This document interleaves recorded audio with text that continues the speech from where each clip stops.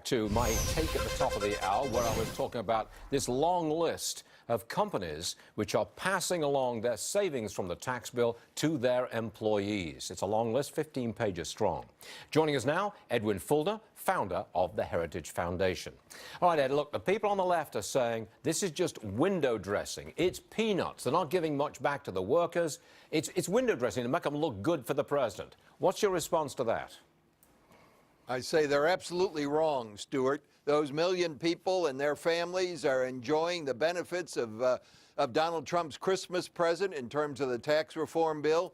And let me remind you also, Stuart, it was mid-November when I was on your show and I said, man, things are going so well with the economy, we're going to hit a Dow Jones 25,000 by the end of the year. Well, I'm sorry I was off by 4 days. But anyway, we did it, and things are really looking good across the board. We're hearing from entrepreneurs who are involved with us who say, yes, this is what we need. We're going to expand. We're going to grow. We're going to hire more people. This is great. Okay, now we also hear from the left that this whopping great big stock market rally really just benefits the rich. You want to deal with that one? Yeah, of course.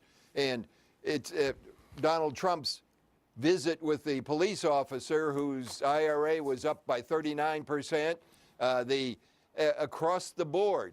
Everybody is finding that the stock market helps everybody because we've got private retirement plans that fortunately go back to the Reagan era that let everybody participate and be a part of a growing U.S. economy. And that's what it's all about. How do we encourage the private sector and don't assume that all income belongs automatically to the government? You know what drives me crazy, Ed? All this good stuff is just not reported. I'm looking at the front page of the New York Times today, and it's about the Russia. It's about eliminating protection for Salvadorans, and he goes downhill from there. I mean, why is this not being reported? What's going on? Well, we all know what's wrong with fake news and the mainstream media. And, I mean, look, the Salvadoran problem, and I have friends from Salvador who came in when those earthquakes hit down in Salvador. My gosh, that was 20 years ago. This was supposed to be a temporary program. This was not permanent asylum or permanent immigration status. The way laws are being interpreted is just, frankly, pretty goofy, and that's why some of these good judicial appointments, I think, will make things balance out and remind people that the rule of law applies to everybody.